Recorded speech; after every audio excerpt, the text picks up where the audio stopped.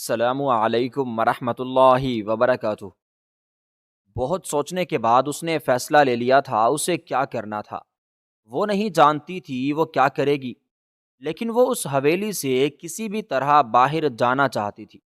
اس نے گہری سانس ہوا کے سپرد کی تھی اور کمرے سے باہر نکلنے لگی تھی، مگر اچانک ہی ایک خیال آیا تھا۔ پلٹ کر دیکھا تو دوپٹہ مصہری پر پڑا اپنی قسمت پر رو رہا تھا۔ اس نے گہری سانس ہوا کے سپرد کی تھی اور دوپٹہ ایک طرف کو ڈال کر وہ نیچے کی جانب بڑھ چکی تھی۔ ایک ہفتہ ہو گیا تھا اس نے باہر کی رونق نہیں دیکھی تھی۔ وہ آزاد خیال لڑکی تھی، زندگی کو اپنی مرضی سے جینے کی عادی تھی، لیکن جب سے باپ کا انتقال ہوا تھا اس کے تایا نے اس پر زندگی تنگ کر دی تھی۔ ایک ہفتے سے وہ اس حویلی میں قید تھی اور اب اس کا دم گھٹنے لگا تھا۔ وہ نیچے آئی تو سامنے ہی میز پر پورا خاندان بیٹھا ہوا تھا۔ ان کی عورتیں ان کے آگے پیچھے ہو رہی تھی، جبکہ مرد حضرات میز پر بیٹھے کھانا کھانے میں مگن تھے۔ وہ سیدھا تایا ابو کے پاس آئی تھی جو سربراہی کرسی پر بیٹھے کھانا نوش فرما رہے تھے۔ وہ ان کو دیکھتے ہوئے ضبط سے بولی تھی، میں آپ سے کل بھی بات کرنا چاہتی تھی لیکن آپ گھر پر موجود نہیں تھے۔ میں واپس اپنے گھر جانا چاہتی ہوں۔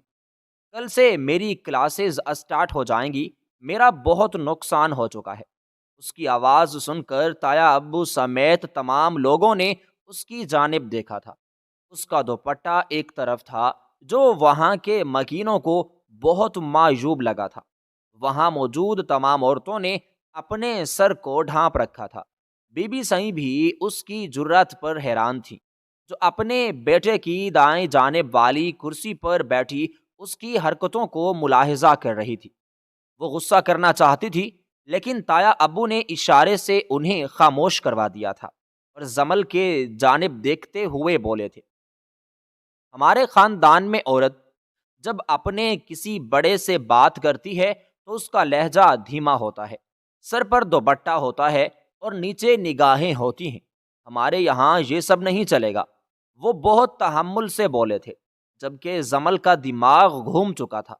وہ ویسے ہی یہاں کی زندگی سے تنگ آ گئی تھی اور ان کی اس بات کو آگ لگا چکی تھی۔ وہ غصے سے بولی تھی، میں آپ سے کیا بول رہی ہوں اور آپ میری بات کو سننے کی بجائے مجھے لیکچر دے رہے ہیں۔ میں یہاں سے جانا چاہتی ہوں، میرا بہت نقصان ہو رہا ہے، مجھے یہاں مزید نہیں رہنا۔ اس کی آنکھیں لال سرخ ہو رہی تھی، غصے کے باعث اس کی رنگت بھی لال ہو گئی تھی۔ وہ پٹھان تھی اور اس پاگل پٹھانی کا دماغ اس پل ساتویں آسمان پر پہنچ چکا تھا۔ وہ مزید کچھ کہتی اس سے پہلے ہی بی بی سئی بول اٹھی تھی، لڑکی اپنی زبان میں قابو رکھو۔ ہمارے بیٹے اور پوتوں کے منہ لگنے کی تمہیں ضرورت نہیں ہے۔ اگر دوبارہ تمہاری آواز ہمارے کان میں آئی تو ہم ابھی کے ابھی تمہیں تمہاری اوقات یاد دلا دیں گے کہ تم کون ہو۔ اس نے بی بی سئی کو غصے سے دیکھا تھا اور پیر پٹاخ کر اپنے کمرے کی طرف بڑھ گئی تھی۔ وہ جان چکی تھی کہ یہاں کے مکین اسے کسی صورت گھر سے باہر نہیں جانے دیں گے۔ وہ 2 دن پہلے بھی تائی اماں سے اس حوالے سے بات کر چکی تھی اور انہوں نے اسے بہت ہی پیار سے سمجھایا تھا کہ بیٹا اب آپ یہاں سے نہیں جا سکتی جب تک آپ کے تایا ابو اس چیز کی اجازت نہیں دیں گے، اور ویسے بھی اب آپ کا وہاں جانے کا کیا فائدہ؟ آپ کے بابا تو حیات ہے ہی نہیں، تو وہاں جا کر آپ کریں گی کیا؟ اور وہ صرف ان کا چہرہ دیکھ کر رہ گئی تھی۔ وہ دنیا جینے کی عادی تھی۔ اس کا باپ اس سے بہت محبت کرتا تھا، لیکن اسے حویلی والوں سے بالکل بھی محبت نہیں تھی، کیونکہ اسے یاد تھا جب وہ چھوٹی تھی تب اس کا باپ اس کی آنکھوں کے سامنے اس کی ماں پر تشدد کرتا تھا، مار مار کر انہیں لہو لہان کر دیتا تھا اور اس کی ماں اف تک نہیں کہتی تھی۔ اس کے باپ کا پورا کاروبار شہر میں تھا، اسی لیے اس کی ماں اور وہ اس کا باپ شہر والے بنگلے میں رہتے تھے۔ بچپن میں اسے کوئی فرق نہیں پڑتا تھا، اسے لگتا تھا جیسے یہ سب میاں بیوی کے درمیان ہوتا ہے۔ لیکن اس کی ماں کئی روز سے اسے ایک بات کہتی تھی، بہت جلد تمہارا چھوٹا بھائی اور بہن آنے والے ہیں، تم بس تھوڑا انتظار کر لو، پھر تمہارا بھی دوست ہوگا جس کے ساتھ تم خوش ہو کر کھیلنا۔ تمہیں حویلی جانے کی بالکل بھی ضرورت نہیں پڑے گی۔ بچپن میں زمل اکثر اپنے ماں باپ سے اس بات کی ضد کرتی تھی کہ اسے حویلی جانا ہے، وہاں پر بچے ہیں، میں ان کے ساتھ کھیلنا چاہتی ہوں۔ لیکن کاروباری مسائل کے باعث وہ جلدی جلدی حویلی نہیں جا پاتے تھے، اور شاید یہی ان کی سب سے بڑی غلطی تھی۔ آخری رات جب اس کی ماں کی طبیعت خراب تھی، تب زمل ان کی گود میں ہی لیٹی ہوئی تھی، اور وہ زمل کے بالوں میں ہاتھ پھیرتے ہوئے بول رہی تھی، میری بیٹی بہت سمجھدار ہے، ماما کے بغیر بھی دنیا گزار سکتی ہے، میری جان، بڑے ہونے کے بعد کبھی بھی حویلی مت جانا، وہاں کے لوگ اچھے نہیں ہیں، سب عورتوں کو مار دیتے ہیں، ان لوگوں میں رحم نہیں ہے، تمہیں اپنا آپ سنبھال کے رکھنا ہے۔ زمل بہت ہی معصوم تھی، بس اپنی ماں کو خاموشی کے ساتھ دیکھ رہی تھی۔ اس کی ماں کے چہرے پر نیل کے نشان تھے جو اسے بہت عجیب لگتے تھے۔ تھوڑی دیر بعد وہ زمل کو سلا کر اپنے میاں کے پاس گئی تھی، کیونکہ انہیں محسوس ہو رہا تھا کہ ان کی طبیعت ٹھیک نہیں ہے۔ لیکن جب زمل کی ماں نے اپنی کیفیت اپنے شوہر کو بتائی تو وہ جھنجھلا گئے اور انہیں دھکا دے دیا۔ طبیعت کی ناسازی کے باعث وہ اپنے آپ کو سنبھال نہیں پائی تھی اور بھاری وجود کے ساتھ الٹے منہ گری تھی، جس کی وجہ سے ان کی حالت خراب ہو گئی تھی۔ چند ہی پل میں وہ خون سے لت پت ہونے لگی تھی۔ زمل اچانک ہی خوف سے اٹھ بیٹھی تھی۔ اس نے تمام مناظر اپنی آنکھوں سے دیکھے تھے، باپ کا دھکا دینا، ماں کا سسکنا اور پھر خون سے بھر جانا۔ چند پل بعد وہ چیخ پڑی تھی جب اس کی ماں کی گردن لڑک گئی تھی۔ اس کے باپ نے پہلے زمل کو دیکھا تھا، اور پھر جب نگاہ گھما کر اپنی بیوی کے وجود کو دیکھا تو اسی پل ہسپتال بھاگے تھے، لیکن جانے میں دیر ہو گئی تھی۔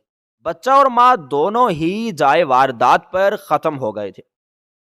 زمل نے اپنی آنکھوں کے سامنے اپنے باپ کو اپنی ماں کا قتل کرتے دیکھا تھا۔ ذوالفقار صاحب ہمیشہ زمل سے محبت جتاتے تھے، اس کی خاطر ہی انہوں نے دوسری شادی بھی نہیں کی تھی تاکہ زمل وہ واقعہ بھول جائے۔ تایا ابو نے کہا تھا کہ آپ زمل کو لے کر حویلی آ جائیں، لیکن زمل جانے سے بالکل انکاری تھی۔ اس کے دماغ میں بس اپنی ماں کی بات بیٹھ گئی تھی کہ حویلی کے مرد ٹھیک نہیں ہیں، وہ عورتوں کو ختم کر دیتے ہیں، اور وہ اس خوف کی وجہ سے دوبارہ حویلی گئی ہی نہیں تھی۔ تایا ابو، تائی امی، بی بی سئی اور باقی کزن احباب اس سے ملنے کے لیے اس کے بنگلے پر آ جاتے تھے، لیکن وہ نہیں جاتی تھی۔ وہاں رہنے والے مکین سے وہ نفرت کرنے لگی تھی، اور جیسے جیسے وہ پروان چڑھتی گئی اس کی نفرت مضبوط ہوتی گئی تھی۔ اس کے باپ نے جب اپنی بیٹی کو ان سب سے نفرت کرتے دیکھا تو بالکل ہی ان خاندان والوں سے اس کو دور کر دیا تھا۔ وہ زمل سے بہت پیار اور محبت کرتے تھے کیونکہ وہ ان کی پہلی اولاد تھی، مگر زمل کو ان سے بے شمار نفرت تھی اور وہ ان کا چہرہ دیکھنا بھی نہیں چاہتی تھی۔ اس اذیت کو محسوس کرتے کرتے ذوالفقار صاحب دل کے دورے سے انتقال کر گئے تھے، اور زمل کو کوئی فرق نہیں پڑا تھا۔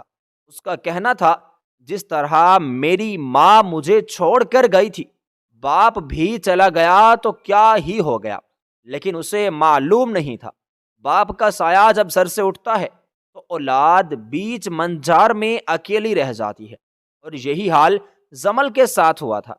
انتقال کے دوسرے دن ہی تایا ابو نے حکمیہ لہجے میں کہا تھا کہ تم ہمارے ساتھ حویلی جاؤ گی۔ زمل انکار کر چکی تھی کہ وہ حویلی نہیں جانا چاہتی، وہ یہیں بنگلے میں رہے گی اور اپنی پڑھائی مکمل کرے گی، اس کو اکیلے خوف نہیں آئے گا۔ مگر تایا ابو زبردستی اسے حویلی لے آئے تھے۔ ان کا کہنا تھا کہ تم ہمارے شمشیر کی منگ ہو، اس کی ہونے والی بیوی ہو، تم اکیلے بنگلے میں نہیں رہ سکتی، یہاں ڈھیروں ڈھیر ملازم ہیں، ان سب کے درمیان ایک تنہا لڑکی، وہ بھی ہمارے خاندان کی رہے، اس چیز کی اجازت ہم کسی صورت نہیں دے سکتے۔ مہمانوں اور دیگر عوام کی وجہ سے زمل خاموش ہو گئی تھی، مگر اس نے سوچ لیا تھا کہ وہ ان کے ساتھ نہیں رہ پائے گی، کیونکہ وہ لوگ الگ دماغ کے انسان تھے اور زمل کی سوچ بہت مختلف تھی۔ وقت کا پہیہ تیزی کے ساتھ گھومتا چلا جا رہا تھا اور اسے حویلی میں رہتے ایک ہفتہ ہو گیا تھا، اور اس ایک ہفتے کے دوران زمل اکتا چکی تھی۔ کئی بار وہ گھر جانے کا تذکرہ کر چکی تھی، لیکن سب ایک ہی بات کہتے تھے کہ تم شمشیر کی منگ ہو، تمہیں یہیں رہنا ہوگا، اور یہاں موجود ان پٹھانوں کا نظام اس کی سمجھ سے بالا تر تھا۔ کمرے میں آ کر اس کا دماغ ساتویں آسمان پر پہنچ چکا تھا۔ وہ سمجھ گئی تھی کہ جو لوگ اسے کسی صورت یہاں سے جانے کی اجازت نہیں دیں گے، ان لوگوں کا بس چلتا تو وہ کسی بھی وقت شمشیر سے اس کا نکاح کروا دیتے، اور وہ اس پاگل پٹھان سے نکاح کرنے کا سوچ بھی نہیں سکتی تھی۔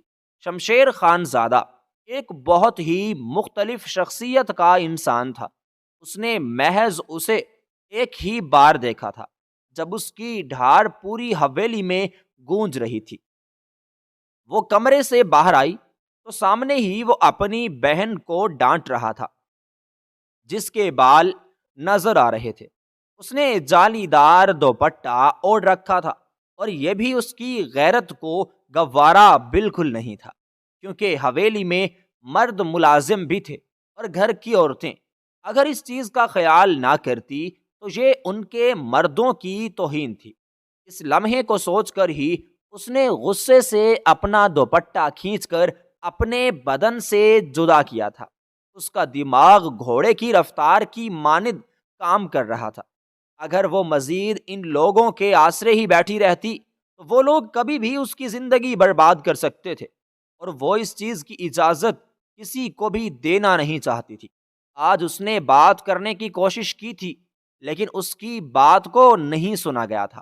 اس نے تہیہ کر لیا تھا کہ رات کے اندھیرے میں اس نے کیا کرنا ہے۔ وہ خاموشی سے بستر پر بیٹھ کر اپنے منصوبے کو مزید مضبوط کرنے لگی تھی۔ اس نے موبائل اٹھا کر اپنے بہترین ساتھی آریان کو میسج کیا تھا کہ اسے اس کی ضرورت ہے۔ وہ بھاگ کر گاؤں کے آخری حدود تک آئے گی اور اسے گاڑی لے کر وہاں پہنچنا ہے۔ اس کے میسج کرتے ہی جواب موصول ہو چکا تھا کہ وہ اس کا ساتھ دینے کے لیے تیار ہے، اور اسی پل اس کے چہرے پر ایک جاندار مسکراہٹ آئی تھی۔ یعنی اس کا منصوبہ مکمل تیار تھا، وہ اب یہاں سے جا سکتی تھی، بس اب رات ہونے کا انتظار تھا۔ وقت کا پہیہ گھومتا جا رہا تھا، مگر اسے معلوم ہی نہیں تھا کہ اس کا یہ قدم اس کے لیے کتنا برا ثابت ہونے والا ہے۔ زمل خان زادی کی زندگی کس طرح سے تبدیل ہونے والی تھی، اسے اس چیز کا بالکل اندازہ نہیں تھا۔ رات کے سائے ڈھلتے ہی اس نے کالا لباس زیبتن کیا تھا، تاکہ اندھیرے میں کوئی دیکھے بھی تو اس کی شناخت نہ کر سکے۔ حویلی کی تمام لائٹس آف ہو گئی تھی، اور یہی وقت تھا جب اسے تمام ملازموں اور گارڈز کو چکمہ دینا تھا۔ وہ بہت ہوشیاری کے ساتھ لاؤنج عبور کر گئی تھی اور سیدھا حویلی کے پچھلے حصے کی جانب آئی تھی۔ اس کا دل کسی بے لگام گھوڑے کی مانند دھڑکے جا رہا تھا۔ کیا یہ اسے کرنا چاہیے تھا؟ کیا یہ اس کے لیے ٹھیک تھا؟ ایسے کئی سوالات تھے جو اس کے دماغ میں گردش کیے جا رہے تھے، مگر اسے معلوم تھا یہ قدم اس کے لیے بالکل غلط ثابت نہیں ہوگا۔ اس کو اپنی زندگی سنوارنی تھی۔ وہ یہاں رہ کر ان عورتوں کی طرح گھٹ گھٹ کر نہیں جی سکتی تھی۔ وہ زمل خان زادی تھی جس نے ہمیشہ اپنی زندگی اپنی مرضی کے مطابق جی تھی۔ اس کا باپ جو ایک خان تھا، مگر اس کے باوجود کبھی اس کے باپ نے اسے کسی چیز کے لیے نہیں ٹوکا تھا، کیونکہ انہیں معلوم تھا زمل اونچے خیالات کی لڑکی ہے، اسے بے وجہ کی روک ٹوک بالکل پسند نہیں ہے، اور ان کی بے وجہ کی ڈھیل نے زمل کو ایک ایسی زندگی کی طرف گامزن کر دیا تھا جو صرف اور صرف اس کے لیے فریب تھا اور دھوکہ تھی۔ وہ بہت ہی احتیاط سے حویلی کی دیوار پر چڑھ گئی تھی۔ اس کا ہاتھ تک چھل گیا تھا لیکن اسے بالکل پرواہ نہیں تھی۔ وہ بس اس حویلی سے نکل جانا چاہتی تھی جہاں اس کا دم گھٹ رہا تھا، سانس لینے میں دشواری محسوس ہو رہی تھی۔ جو لڑکی سارا دن باہر گھومتی ہو، راتوں کو لیٹ نائٹ گھر واپس آتی ہو، کلبنگ کرتی ہو، پارٹیز کرتی ہو، اپنی مرضی کی زندگی جیتی ہو، اس لڑکی کو اگر مسلسل ایک ہفتے کے لیے کمرے میں بند کر دیا جائے اور 7 احکامات جاری کر دیے جائیں کہ کمرے سے باہر آؤ تو سر ڈھانپو، شلوار قمیض زیب تن کرو، کھانا ہماری مرضی سے کھاؤ، کب سونا ہے یہ ہم منتخب کریں گے، ایسی لڑکی اس ماحول میں جی ہی نہیں سکتی۔ اس نے تمام چیزوں سے تھک کر یہ فیصلہ کیا تھا، مگر اس کو معلوم ہی نہیں تھا کہ یہ حویلی کے مکین اس پر کس طرح نظریں گاڑے بیٹھے ہیں۔ وہ جیسے ہی حویلی کی دیوار سے کود کر باہر کو اتری، اس نے سکون کا سانس خارج کیا تھا۔ ایسا محسوس ہوتا تھا جیسے وہ کسی قید سے رہا ہو گئی ہو۔ اس نے مڑ کر اس حویلی کی دیوار کو دیکھا تھا اور تمسخر اڑاتی نگاہ اس پوری حویلی پر ڈال کر وہ بھاگنا شروع ہو گئی تھی۔ اسے کسی بھی طرح اس حویلی سے دور جانا تھا۔ وہ اس گاؤں کا رخ بھی نہیں کرنا چاہتی تھی۔ اس کو معلوم تھا وہ بآسانی اس ملک سے ہی دور چلی جائے گی، وہ نہیں رہ سکتی۔ اس کی ماں کی بات آج بھی اس کے ذہن میں موجود تھی کہ حویلی کے مرد اس کو ختم کر سکتے ہیں، اور یہاں رہ کر وہ اس ایک ہفتے میں بہت کچھ دیکھ چکی تھی۔ یہاں پر رہنا ایک ٹھیک دماغ کی لڑکی کا کام نہیں تھا۔ اس کا ماننا تھا کہ یہاں پر رہنے والی عورتیں پاگل ہیں، ان کے پاس جینے کی کوئی امید ہی نہیں ہے۔ جو ان کے مرد کہیں گے وہ ماننا ان پر لازم ہے، اور وہ ایسی بالکل نہیں تھی، مگر اس کو معلوم ہی نہیں تھا جس کے ساتھ اس کو باندھا گیا ہے، جس کی منگ اس کو قرار دیا گیا ہے، وہ کون ہے اور کیا کچھ کر سکتا ہے۔ وہ مزید آگے بڑھتی، اس سے پہلے ہی اس کے سامنے ایک کالی گاڑی آ کر رکی تھی جس میں 4 گارڈز موجود تھے۔ اس کے قدم وہیں زنجیر ہو گئے تھے، بال منہ پر آئے تھے، اس کا سانس دھونکنے کی مانند چل رہا تھا۔ کیا وہ پکڑی جا چکی تھی؟ اور جیسے ہی فرنٹ ڈور کھولا تھا اور وہ شخص باہر آیا تھا، جس کو دیکھ اس کا اوپر کا سانس اوپر اور نیچے کا سانس نیچے رہ گیا تھا۔ سامنے ہی شمشیر خان زادہ ہاتھ میں بندوق تھامے کھڑا ہوا تھا۔ اس کے چہرے پر موجود غصہ یہ بتانے کے لیے کافی تھا کہ وہ اب کچھ بھی کر جائے گا۔ وہ مضبوط قدم اٹھاتا ہوا زمل کے پاس آیا تھا۔ وہ کچھ سمجھتی یا کوئی رد عمل دیتی، اس سے پہلے ہی شمشیر اس کا بازو اپنی آہنی گرفت میں تھام چکا تھا اور اس کے چہرے پر غراتے ہوئے بولا تھا، تمہیں کیا لگا تم ہماری حویلی سے بھاگ جاؤ گی اور ہمیں علم تک نہیں ہوگا؟ تم ہماری پٹھانی ہو، ہم مرتے مر جائیں گے مگر اپنی ذات کو اس طرح درگو نہیں ہونے دیں گے۔ یہ کہتے ہی وہ گاڑی کی طرف بڑھا تھا۔ زمل بہت کوشش کر رہی تھی کہ وہ کسی بھی طرح اس کا ہاتھ چھڑوا لے، لیکن ہر بات پوری ہو جائے یہ ممکن کہاں ہوتا ہے۔ وہ گھسیٹتا ہوا اس کو گاڑی کے قریب لایا تھا اور پھینکنے والے انداز میں اس کو اندر ڈال کر گاڑی لاک کر دی تھی۔ وہ شیشہ بجا رہی تھی، اسے باہر آنا تھا، لیکن یہ ممکن نہیں تھا۔ گاڑی میں بیٹھتے ہی اس نے گاڑی زن سے بھگا دی تھی۔ اس کا ارادہ حویلی جانے کا تھا، مگر چند ہی پل میں اس نے بیٹھے بیٹھے فیصلہ لے لیا تھا کہ اس کو کیا کرنا ہے۔ اس کی گاڑی سیدھا ڈیرے پر آ کر رکی تھی۔ زمل نے چاروں جانب نگاہ گھمائی تو یہ جگہ اجنبی تھی۔ اس کا سانس اب رکا تھا۔ یہ شخص اس کے ساتھ کیا کرنے والا تھا؟ کیا یہ اسے ختم کرنے کے لیے یہاں لایا تھا یا پھر اس کی عزت خراب کرنا چاہتا تھا؟ ایسے کئی سوالات اس کے دل میں اٹھ رہے تھے۔ وہ فوراً ہی شمشیر کی جانب دیکھتے ہوئے بولی، میں تمہاری بہن یا ماں نہیں ہوں جو تمہارا غصہ برداشت کروں گی۔ گاڑی کھولو، مجھے تمہارے ساتھ کہیں نہیں جانا، میں اپنے گھر جانا چاہتی ہوں۔ بے وجہ میرے منہ لگنے کی تمہیں ضرورت نہیں ہے۔ جبکہ وہ بنا اس کی طرف دھیان دیے بغیر گاڑی سے اترا تھا، زمل کو کھینچ کر گاڑی سے باہر نکالا تھا اور ڈیرے کے اندر داخل ہو گیا تھا۔ وہ ہاتھ پاؤں مارے جا رہی تھی، اپنے آپ کو چھڑوانے کی ہر ممکن کوشش کر رہی تھی، مگر شمشیر اندھا اور گونگا بن چکا تھا۔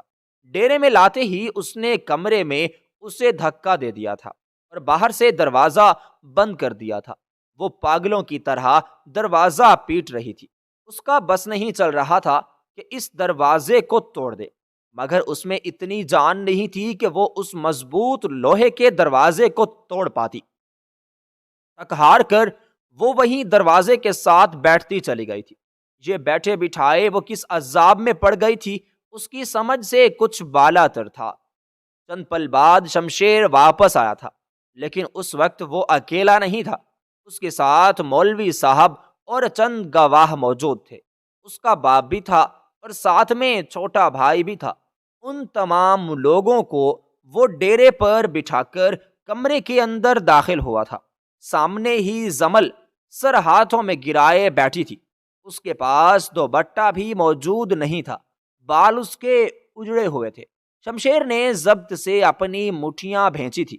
یہ لڑکی اس سے کون کون سے امتحان لینے والی تھی۔ اس نے اپنی چادر اتاری تھی اور اس کے قریب آیا تھا۔ زمل اس کی موجودگی محسوس کرتے ہی اپنا سر اٹھا چکی تھی۔ شمشیر نے پھیلا کر اس کے سر پر چادر ڈالی تھی۔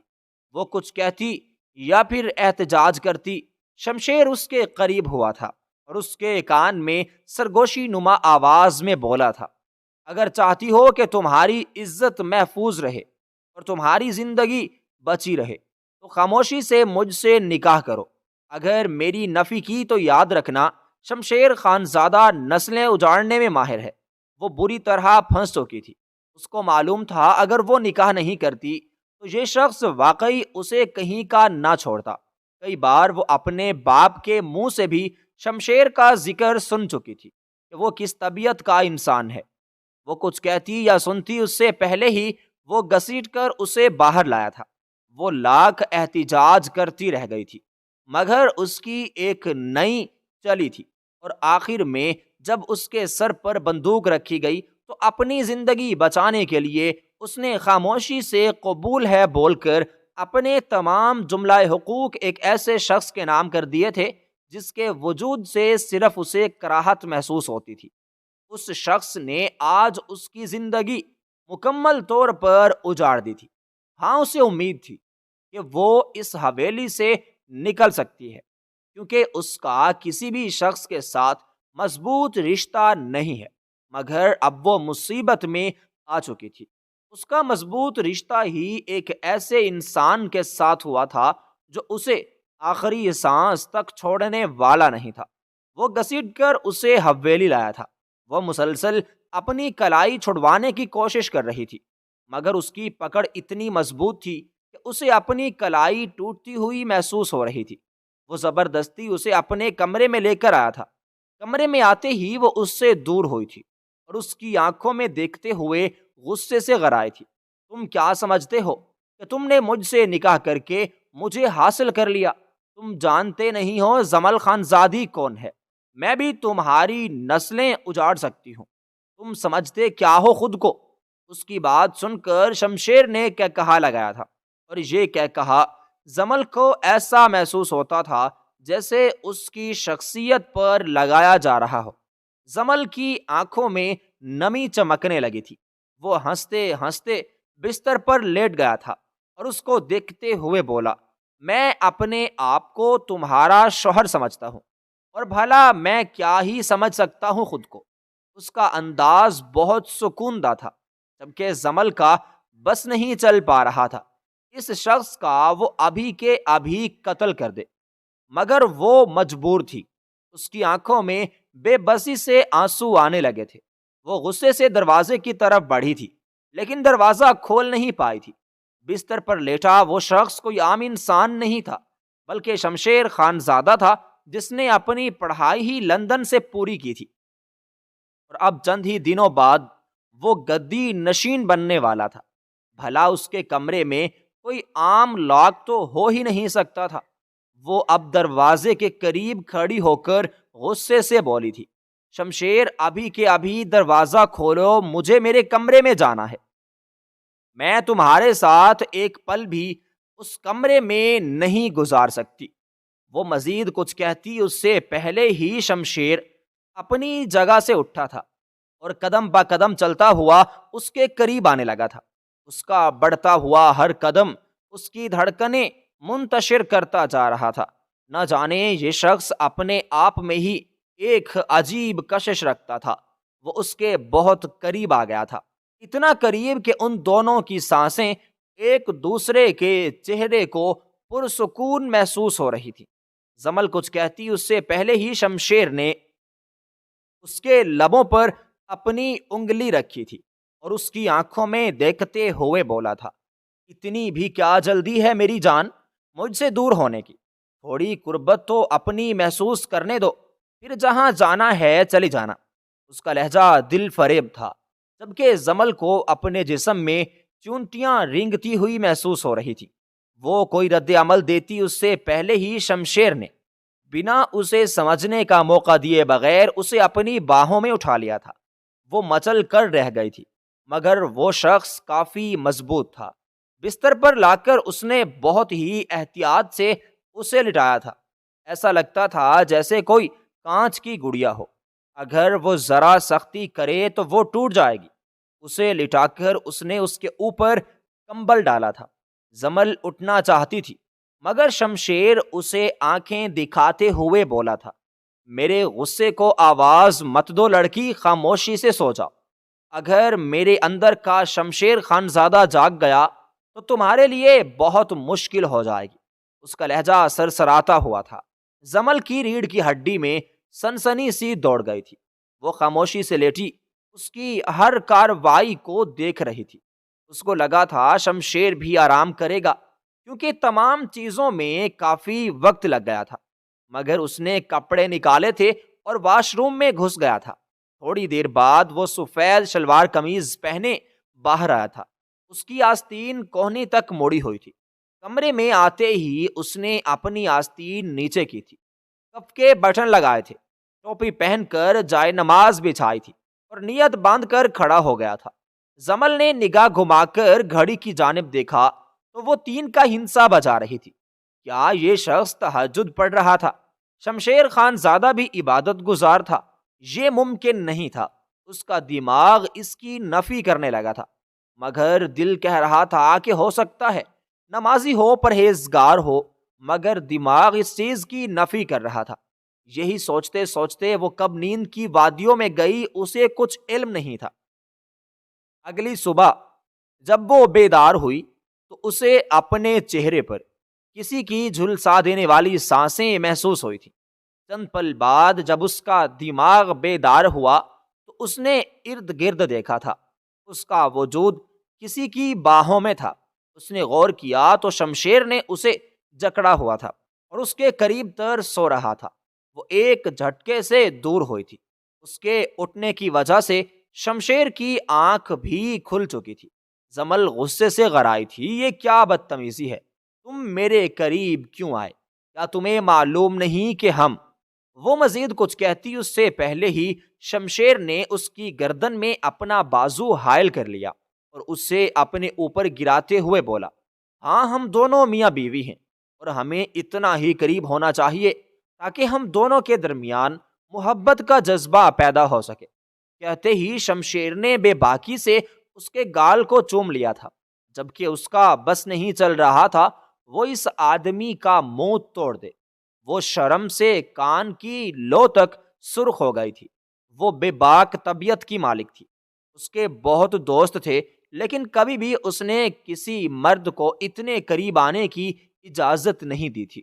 لیکن اس کے قریب آنے والا شخص غیر مرد نہیں بلکہ اس کا اپنا محرم تھا۔ وہ اس کے اوپر سے اٹھنا چاہتی تھی، لیکن شمشیر کی گرفت سخت تھی۔ وہ اس کو دیکھتے ہوئے غصے سے بولی، چھوڑو مجھے، سمجھ نہیں آ رہا تمہیں؟ اس کا انداز جہرانہ تھا، جبکہ شمشیر اپنے الگ ہی موڈ میں تھا۔ اگر اس پہر شمشیر خان زادہ کو کوئی دیکھ لیتا یا غش خانے کے در پہ آ جاتا، یہ واحد شخص تھا جو کسی سے بھی سیدھے منہ بات نہیں کرتا تھا، لیکن یہی کل رات سے وہ زمل کی ہر بدتمیزی کو خاموشی سے برداشت کر رہا تھا۔ جو قدم زمل خان زادی نے اٹھایا تھا، اگر اس کی جگہ اس کی کوئی اور بہن یا کزن ہوتی تو اب تک اس کا سر دھڑ سے جدا ہوتا، لیکن جہاں بات زمل خان زادی کی تھی اور ہر بار کی طرح وہ خاموش ہو گیا تھا۔ وہ زبردستی ہی صحیح لیکن اس سے دور ہو کر واش روم میں بند ہو گئی تھی۔ واش روم کے دروازے کے ساتھ لگ کر اس نے اپنے دل کے مقام پر ہاتھ رکھا تھا، جو بے لگام گھوڑے کی مانند دوڑے جا رہا تھا۔ ہاتھوں میں تری اتر آئی تھی، ایک انجانی مسکراہٹ اس کے چہرے پر رقص کرنے لگی تھی۔ یہ کیسا احساس تھا وہ خود سمجھ نہیں پا رہی تھی۔ اس نے سر کو نفی میں جھٹکا تھا۔ حویلی کے مرد سب بہت برے ہوتے ہیں، یہاں کی عورتوں کو ختم کر دیتے ہیں، مجھے تو نفرت ہے یہاں کے مکینوں سے۔ یہ کہتے ہی وہ شاور آن کر چکی تھی اور اپنے آپ کو پرسکون کرنے کی کوشش کرنے لگی تھی۔ وقت کا پہیہ گھومتا جا رہا تھا۔ شمشیر اور اس کے نکاح کو پورا ایک ہفتہ گزر گیا تھا، اور اس دوران شمشیر کی بڑھتی نزدیکیاں اور زمل کا جھنجھلانا ہر ایک نے ہی دیکھا تھا۔ آج اتوار کا دن تھا۔ وہ کفت زدہ ہو رہی تھی اور غصے میں بالکونی میں بیٹھی آسمان کو دیکھتے ہوئے اللہ سے مخاطب ہوئی تھی۔ اللہ میاں، آپ کو کیا حاصل ہوا میرے ساتھ یہ سب کر کے؟ کتنی پرسکون زندگی شہر میں گزار رہی تھی، کہاں میں ان پاگلوں میں پھنس گئی ہوں۔ خدا کے لیے مجھے یہاں سے رہائی دلوائیں، مجھے یہاں سکون کا سانس بھی نہیں آتا، گھٹن ہوتی ہے مجھے۔ وہ مزید کچھ کہتی اس سے پہلے ہی اس کے پیچھے سے آواز آئی تھی، گمبھیر گہری آواز۔ ایک دم اس گھٹن زدہ سانس کے لیے ہی وہ لڑکی تم ترس جاؤ گی۔ بعض اوقات جو چیز میسر ہو رہی ہوتی ہے اس پر رب کا شکر ادا کرنا چاہیے، نہ کہ تمہاری طرح ناشکری کرنی چاہیے۔ اس نے مڑ کر دیکھا تو ایک پل کے لیے اس کا دل دھک سے رہ گیا تھا۔ وہ کالے لباس میں اس کالی سیاہ رات کا ہی حصہ لگ رہا تھا۔ اونچا لمبا قد، چوڑی جسامت، وہ پاگل پٹھان واقعی پورے خاندان میں سب سے حسین تھا۔ اس کو گمان تھا کہ اس کا باپ بہت خوبصورت پٹھان ہے، لیکن اس کو دیکھ اس کا یہ گمان تبدیل ہو گیا تھا۔ اس نے دل ہی دل میں اس بات کا اعتراف کیا تھا کہ شمشیر خان زادہ اس پورے خاندان میں سب مردوں میں خوبصورت ہے۔ وہ سر جھٹک کر رہ گئی تھی اور زہر خند لہجے میں بولی تھی، میں مرتی مر جاؤں گی لیکن اس گھٹن زدہ ماحول کے لیے کبھی نہیں ترسوں گی۔ یہ جگہ اور یہاں کے مکین تمہیں ہی مبارک ہوں، اور آئندہ کے بعد مجھے مخاطب کرنے کی تمہیں ضرورت نہیں ہے۔ وہ غصے سے بول کر اندر کی طرف بڑھی تو اچانک ہی شمشیر نے اسے تھام لیا تھا اور اس کو دیکھتے ہوئے بولا تھا، دیکھو دعویٰ نہ کرو، بعد کے لیے پریشانی ہوگی۔ جبکہ زمل خاموش تھی اور اندر جانے کی تگ و دو میں تھی۔ چند پل شمشیر نے اسے اپنے قریب تر محسوس کیا تھا اور پھر چھوڑ دیا تھا۔ وقت مزید تیزی سے گزرتا جا رہا تھا۔ زمل کی بدتمیزیاں عروج پر تھیں اور یہی شمشیر خان زادہ اسے ہر انداز سے پیار جتا رہا تھا۔ سب حیران تھے، ایک پل کے لیے تو زمل کا دماغ بھی خراب ہو گیا تھا کہ یہ غسیل پٹھان اس کے لیے اتنا نرم ثابت کیوں ہو رہا ہے۔ آج اتوار کا دن تھا۔ ان دونوں کے نکاح کو 1 مہینے کا وقت گزر گیا تھا، مگر زمل ابھی تک اپنے خول سے باہر نہیں آئی تھی۔ وہ بس کسی بھی طرح حویلی سے جانا چاہتی تھی، لیکن اس کو معلوم ہی نہیں تھا وہ یہاں سے جا کر کتنی بڑی غلطی کرنے والی ہے، کیونکہ جانے انجانے میں ہی شمشیر خان زادہ نے بہت چال کے ساتھ زمل خان زادی کو اپنی عادت بنا لیا تھا۔ رات کے وقت اپنے سینے کے ساتھ لگا کر سونا، صبح کے وقت اس کے ماتھے پر بوسہ دے کر اسے جگانا، اس کے کپڑوں کا خیال رکھنا، اس کی ہر چھوٹی چھوٹی باتوں کو سننا، لوگوں سے اس کی خاطر بات کرنا، کسی کے منہ سے اس کی خاطر نہ سننا، چند عادات تھیں جو زمل دل ہی دل میں اس کی پسند کرنے لگی تھی، مگر لفظوں سے کہنا اس کے بس سے باہر تھا۔ وہ کمرے سے باہر آئی تو سامنے ہی اس کے تایا ابو بیٹھے ہوئے تھے۔ وہ کچھ سوچ کر جو دوپٹہ اس نے سر پر رکھا تھا کندھے پر ڈال چکی تھی اور ان کے سامنے جا کر بیٹھ گئی تھی۔ تایا ابو نے اسے دیکھتے ہی ہدایت کی تھی کہ دوپٹہ سر پر اوڑھ لو، لیکن اس نے ان کی بات مسترد کر دی تھی۔ اسی پل شمشیر لاؤنچ میں بیٹھا ہوا تھا، اس نے بھی یہ منظر دیکھا تھا اور خاموشی سے زمل کے قریب گیا تھا۔ تمام لوگ اس کو ہی دیکھ رہے تھے، اس کے چند کزن بھی وہیں موجود تھے، اور یہ چیز اس کی غیرت کو گوارا نہیں تھی کہ اس کی بیوی کے بال کوئی نامحرم دیکھے۔ اس نے دوپٹہ اٹھا کر اس کے سر پر اڑا دیا تھا۔ زمل خون کے گھونٹ پی کر رہ گئی تھی اور اس کا ہاتھ جھٹک کر دوپٹہ سر سے اتار دیا تھا۔ وہ کچھ کہتا اس سے پہلے ہی وہ غصے سے تایا ابو کی جانب دیکھتے ہوئے بولی تھی، آپ کو سمجھ میں کیوں نہیں آتا؟ مجھے اس گھر میں نہیں رہنا، مجھے میرے گھر جانا ہے، میں یہاں کے لیے نہیں بنی۔ یہ کہتے ہی اس نے دوپٹہ اتار دیا تھا۔ شمشیر نے خاموشی سے اس کے سر پر واپس دوپٹہ اڑا دیا تھا اور اسے دیکھتے ہوئے بولا تھا، یہ میری عزت ہے اور یہ دوپٹہ کسی بیکار شہر کا نام نہیں، بلکہ یہ تمہاری زینت ہے۔ اگر آج تم اس کی توہین کرو گی تو کل تمہارے پاس اپنا تن چھپانے کے لیے بھی دوپٹہ موجود نہیں ہوگا اور تم ڈگر اس دوپٹے کو ڈھونڈتی پھرو گی۔ جبکہ زمل اسے الجھن بھری نگاہوں سے دیکھ رہی تھی کہ وہ کیا کہنا چاہتا ہے۔ جب اس کو بات سمجھ نہ آئی تو شمشیر اس کی جانب دیکھتے ہوئے بولا تھا، اگر آج تم یہ دوپٹہ اپنے سر سے اتار پھینکو گی لڑکی، تو یاد رکھنا اس معاشرے میں رہنے والے بھیڑیے تمہیں نوچ کھائیں گے، تم سے تمہاری عزت چھین لیں گے، اور جب عزت چھین لی جاتی ہے تو ہر طاقتور شے بھی مان پڑ جاتی ہے۔ میں یہ نہیں کہتا تم اس حویلی میں محفوظ ہو، مجھے نہیں معلوم، میں صبح گیا شام کو آتا ہوں، اور یہاں لوگ کس طرح کے ہیں ہم ہر ایک کا دماغ نہیں پڑھ سکتے، مگر ایک عورت جب اپنی حیا کی حفاظت اپنے دوپٹے سے کرتی ہے تو کوئی بھی مرد اس کے قریب آنکھ اٹھا کر نہیں دیکھتا۔ زمل اس کی باتیں سن کر لاجواب ہو گئی تھی۔ وہ مزید بولا، اور رہی بات تمہاری اس گھر سے جانے کی، تو اس کی بات تم مجھ سے کرو نہ کہ میرے باپ سے۔ وہ مزید کچھ کہتا اس سے پہلے ہی وہ شمشیر کا ہاتھ جھٹک چکی تھی اور تایا ابو کی جانب دیکھتے ہوئے بولی تھی، مجھے آپ کے بیٹے سے کوئی بات نہیں کرنی، مجھے آپ سے بات کرنی ہے، کیونکہ مجھے آپ اس گھر میں لے کر آئے تھے۔ میں یہاں نہیں رہنا چاہتی، یہاں کے لوگ مجھے پسند نہیں ہیں۔ مجھے اپنی پڑھائی دوبارہ سے شروع کرنی ہے، اپنا بہترین مستقبل بنانا ہے۔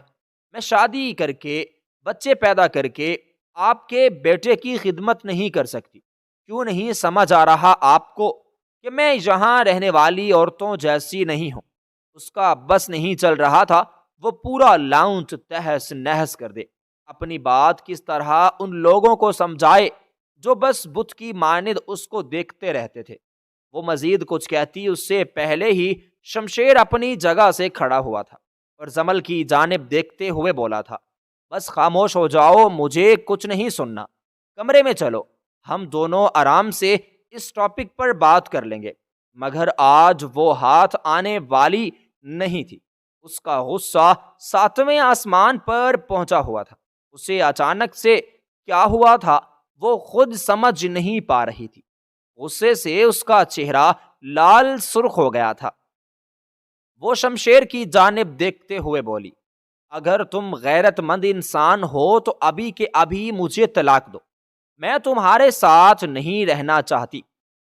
میں کسی اور سے محبت کرتی ہوں اور اس سے ہی شادی کی خواہش مند ہوں۔ تم سے طلاق لے کر میں وہاں جاؤں گی اور اپنا گھر بساؤں گی۔ تم ہو کون مجھے نہیں معلوم۔ کیا تم ایک ایسی لڑکی کے ساتھ ساری زندگی گزار لو گے جو کسی اور سے محبت کرتی ہے؟ جبکہ شمشیر جو اس کی طرف بڑھ رہا تھا اپنی جگہ پر سنسا کھڑا رہ گیا تھا، اس کو حیران نگاہوں سے دیکھ رہا تھا کہ وہ کیا بول رہی ہے۔ جبکہ ایک پل کے لیے زمل بھی خاموش ہو گئی تھی۔ وہ جذباتی ہوتے ہوئے اپنی عزت کو داغدار کرنے کی کوشش کر چکی تھی۔ آج پہلی بار شمشیر خان زادہ اپنا ضبط کھو بیٹھا تھا۔ وہ لمبے لمبے ڈنگ بھرتا ہوا زمل کے قریب آیا تھا۔ سب کو لگا تھا کہ وہ زمل کو مارے گا، اس کو بتائے گا کہ وہ اس کی زندگی میں کیا مقام رکھتا ہے، لیکن ایسا نہیں ہوا تھا۔ لیکن اس نے بنا سوچے سمجھے زمل کا ہاتھ تھاما تھا اور اسے حویلی سے باہر کی جانب دھکا دیا تھا، اور اس کو دیکھتے ہی بولا تھا، جاؤ، آزاد کیا تمہیں، جس پل تمہیں اس دوپٹے کی اور میری عزت کا خیال آ جائے تو واپس آ جانا۔ یہ بول کر وہ ٹھہرا نہیں تھا، بلکہ اپنے کمرے کی طرف گامزن ہو گیا تھا۔ وہاں موجود ہر شخص نے یہ منظر حیران کن نگاہوں سے دیکھا تھا۔ شمشیر خان زادہ کبھی بھی اپنی چیزوں کو اپنے سے دور نہیں کرتا تھا، تو پھر زمل کو کیسے دور کر دیا تھا؟ زمل بت کی مانند اپنی جگہ پر کھڑی ہو گئی تھی۔ اس کے پاس بہت اچھا وقت تھا، وہ گھر سے جا سکتی تھی۔ اس نے مڑ کر دروازے کی جانب دیکھا تھا، جہاں اس کے لیے ہر راہ کھلی ہوئی تھی، اس کا بہترین مستقبل تھا۔ پھر پلٹ کر اس نے شمشیر کے دروازے کو دیکھا تھا، جہاں اس کے لیے محبت ہی محبت تھی۔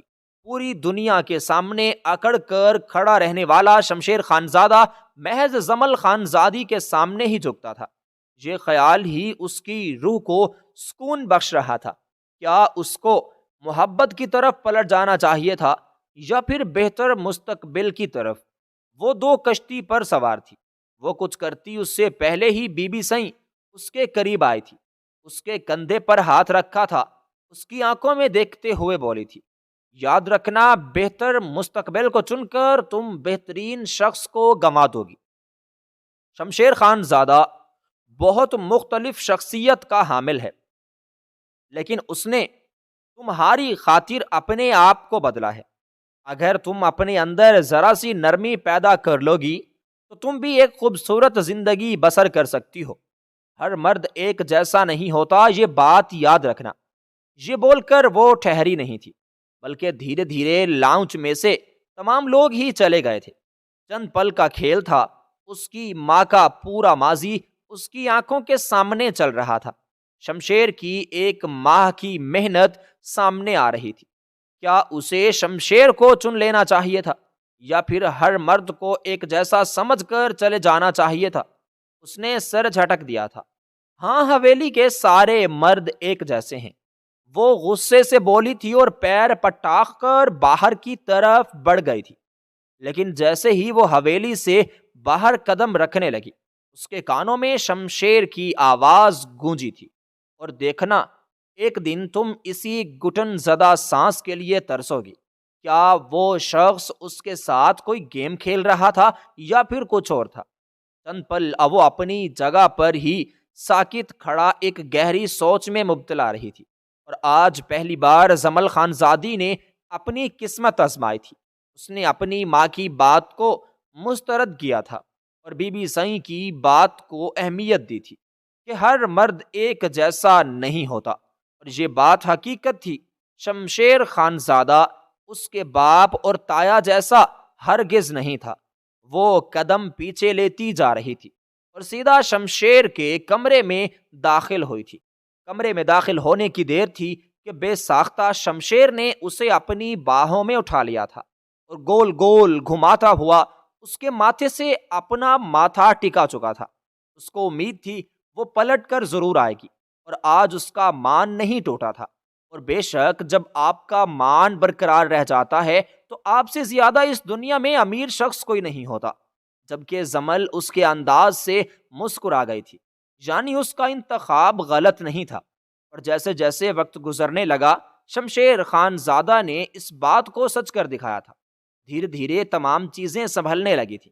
شروعات میں زمل ہر چیز سنبھلنے میں دیر لگتی تھی، لیکن دیر ہی سہی مگر اس نے تمام چیزوں کو بھانپ لیا تھا اور شمشیر کا ہاتھ تھام کر ایک نئی زندگی کا آغاز کر دیا تھا۔